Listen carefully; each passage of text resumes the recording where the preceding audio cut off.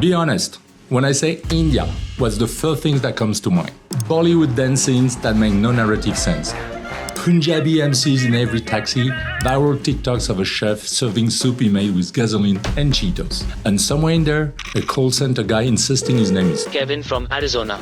It's funny, I get it, except this picture is 20 years out of date. While the West was busy making jokes, Indians bought the West. Jaguar and Land Rover belong to an Indian company now, so that's Tetley, the British tea probably sitting in your cupboard. Tata made a €3.8 billion offer for a vehicle. The Italian truck giant and Motel 6, an American institution, was bought by an Indian entrepreneur from Blackstone for $500 million. Most of you haven't noticed because the old cliché is still comforting. It's easier to laugh at Bollywood than to realize the people you were laughing at just bought your street. In this video, I'm going to show you what nobody in mainstream media will. How deep this already goes, what's coming next, but more importantly, what this means for you personally. Whether you're an employee, an entrepreneur, or just someone whose savings are in a Western index fund. That's exactly why I built this channel. If you want a view from someone actually in the room, hit subscribe.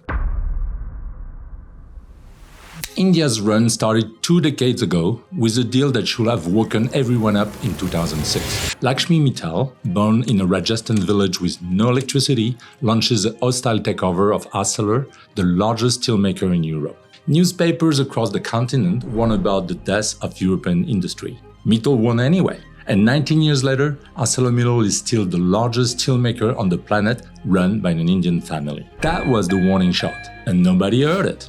By 2008, Tata had bought Jaguar and Land Rover from Ford on the brink of bankruptcy. The business press predicted a bloodbath.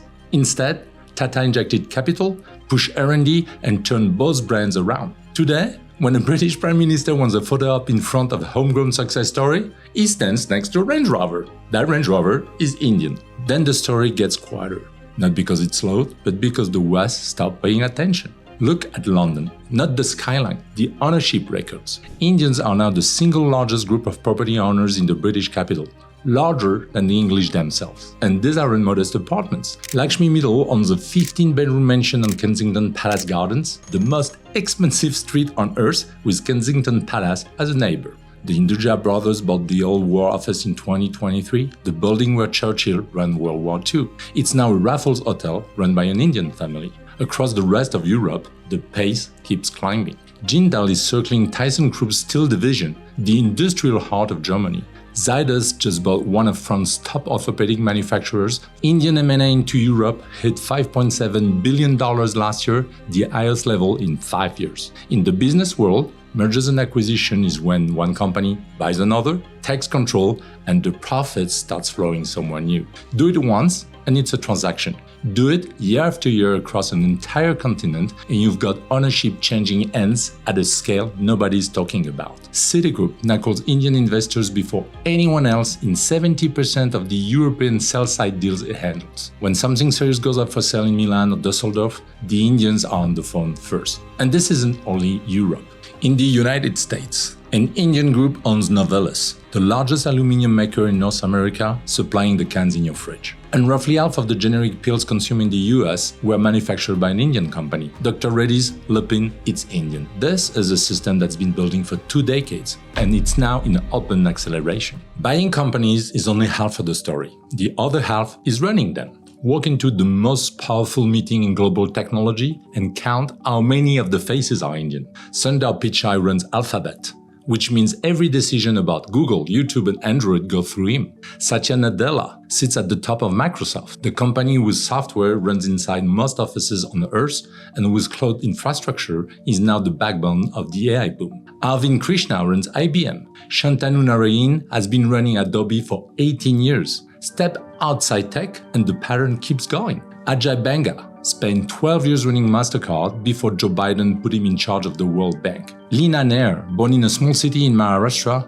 runs Chanel from Paris. The French luxury house that sells couture to the richest woman on earth now reports to a woman from India. Every one of them spent 30 years climbing corporate ladders in America and Europe that shoot up most of their peers. They usually started in engineering jobs. I did engineering. and got to the top because Indian schools had been training world-class engineers and managers for decades while the rest of the world wasn't paying attention. Together, these executives run companies with a combined market capitalization above $8 trillion, more than the GDP of Japan and UK combined. Decisions made in their boardrooms shape what you see on your phone, what software your company runs, which small business get loans, whether your pension fund grows or shrinks this quarter. Cool, right? But every one of these executives left India. They built their career inside Western institutions because 20 or 30 years ago, that was where global power lived, and it wasn't coming to Mumbai or Bangalore. The generation coming up behind them is making a different bet.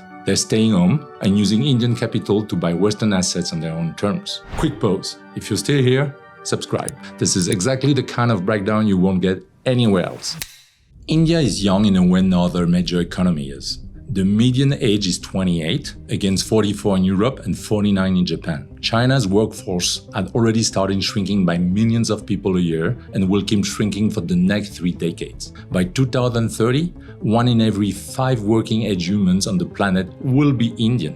While the rest of the wealthy world runs out of workers, India is producing them at a pace nobody can match. Size isn't the whole story either. India trains more than 1.5 million engineers every year, more than any other country. And the best 13 Indian engineers work here at Statrys. Yay! The Indian Institutes of Technology, known as the IITs, have admission rates below 1%, a filter applied to a billion-person country. The kids who don't make the cut still flood into hundreds of other engineering schools training millions more. That's the talent pipeline sitting underneath everything you've seen so far. Talent alone doesn't move a country this fast though.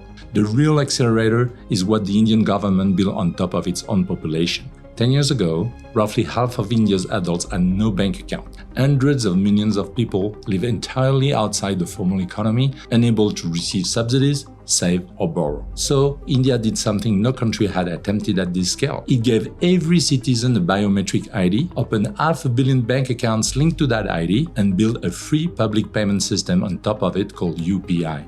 The Unified Payments Interface. Today, UPI processes more transactions every day than Visa does worldwide. A farmer in Bihar can receive a payment straight into his account instead of watching most of it disappear to middlemen. 1 billion people went from invisible to fully inside the economy in less than a decade. None of that would matter as much if India was still locked out of the global markets. But while Washington and Beijing spent the last 5 years tearing up their trade relationship, India quietly signed free trade agreements with the UK, the UAE, Australia, and New Zealand. In January, it signed one with the European Union that will open both markets to each other over the next decade. Meanwhile, global manufacturers desperate to diversify away from China are running out of options. Vietnam is getting expensive, Mexico is saturated, and India is the only country left with the scale, the workforce, and the political stability to absorb what China used to do. That's why the acquisitions keep coming. Young population, new economy, new trade access,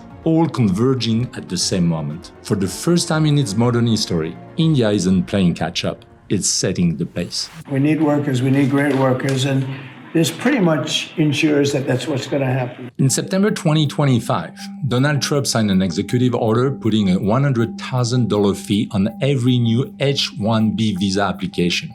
71% of H-1B holders are Indian. In fact, for 30 years, the H-1B was the pipeline sending India's best engineers to Silicon Valley, Wall Street, and big tech. So here's what's actually happening now. The talent that will have powered American companies inside America is now powering Indian startups and the Indian arms of American companies, all from inside India. The next Pichai isn't moving to Silicon Valley. He's staying where he is and building the company that will acquire an American competitor in 2035. India has over 100 unicorn startups now, the third most in the world after the US and China.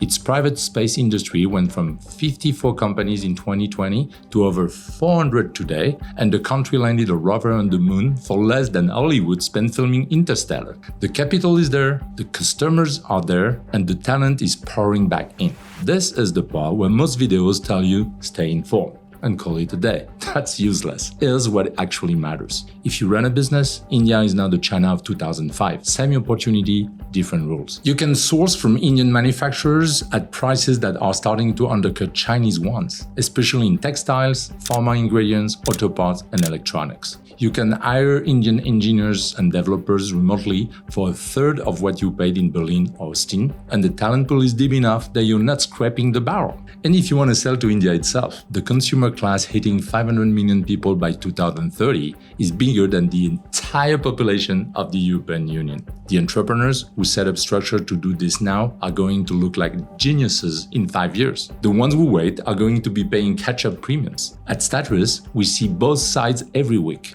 Western founders finally opening Asian entities to start sourcing or hiring from India, and Indian founders incorporating in Hong Kong or Singapore to sell into the West on their own terms. The second group is moving twice as fast as the first. If you're an employee, stop treating India as the country to visit and start treating it as a market to learn. Knowing how Indian business actually works, how deals get done, how Indian companies think about Europe and America is going to be a career skill in the next decade, the way knowing China was in the 2000s. The people who learn it early get the jobs running those relationships. The people who don't get managed by them. If your money sits in an ETF or pension fund, take 10 minutes this week to actually look at what you own. The exposure to India in most Western portfolios is still minuscule, often under 2%, even though India is now the fourth largest economy on the earth and heading for second. If the next 2 decades looks anything like the last two, that gap is going to cost real money. The shift is happening whether you pay attention or not. Your only real choice is whether you position yourself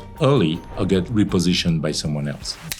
The next big acquisition, the one that's going to show up in the headlines next year and make people stop for a second, what do you think it's going to be? A German car maker? A French luxury house? A Swiss bank? A chunk of Hollywood? Because it's coming, and someone on this channel is going to call it before the Financial Times does. Drop your prediction in the comments. And while you're down there, tell me which Indian acquisition on this list surprised you the most. If you want more of this, the view from someone actually working in Asia markets instead of writing about them from a desk in London, you know what to do. Subscribe, and I'll see you in the next video.